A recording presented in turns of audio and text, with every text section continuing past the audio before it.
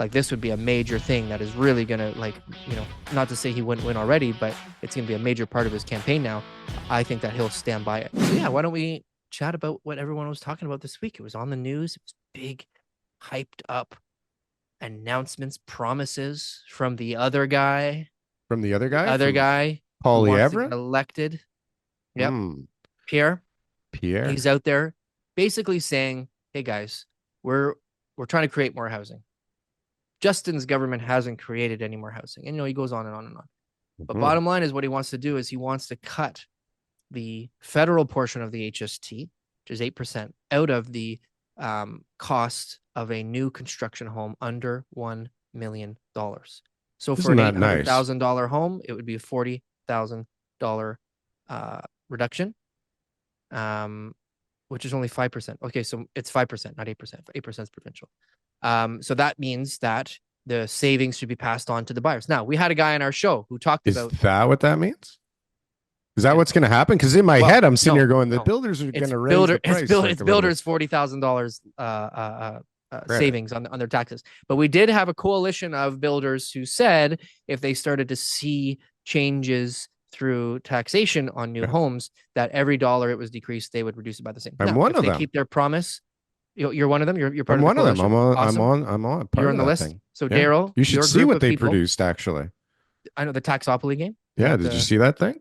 I saw moments of it. Yeah, it's kind of cool, right? So hopefully that's all part of it. Funny. I mean, listen, do I think Poilievre is going to live up to this promise if he's elected? Yes, I do. It's not based on anything that's too concrete, but based on changes that I've seen in the past when somebody runs on a particular political campaign, and something as simple as this, like this would be a major thing that is really going to, like, not to say he wouldn't win already, but it's going to be a major part of his campaign now.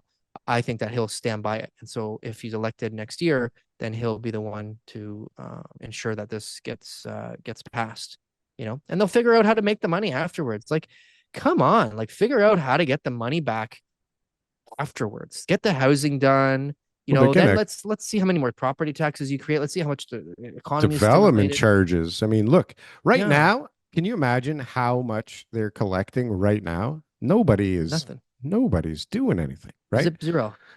So if this just spurs on some people doing something, that's additional revenue. That's municipal governments, right? Oh, federal. But they'll ask. They just print money. They'll ask for less money from the federal government, right? Which is basically, I don't know how much more you want to talk about this, but like I said, I do believe that that's something that he's going to be able to live by. Now, he was asked on the radio, I was listening to an interview on him on the radio, and they said, well, why don't you have it for properties over $1 million? Or why don't you have it so that properties on the first $1 million are not subject to the tax, but anything over and above would be subject? And his answer was pretty politically, but it was very politician-like, but it was, we will consider that.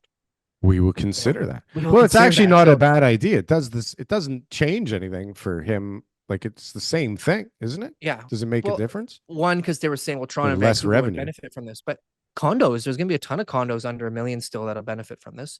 It'll also give builders incentives. So it'll be like $999, right? And then, like your upgrades are extra. And they're like, well, what are the upgrades? It's like windows. Everything. You want a roof on this bad boy? Yeah. But the house is $999. And that's what the agreement to purchase and sale is going to say. Right? That's interesting. That's a good take on that. Listen, we're thinking in Toronto, right, where everything costs 1.6. But when you're in Saskatchewan, this thing makes a difference, doesn't it? I don't think it's easy to build in Saskatchewan. I'm pretty sure that like not much gets built in Saskatchewan, to be honest with you.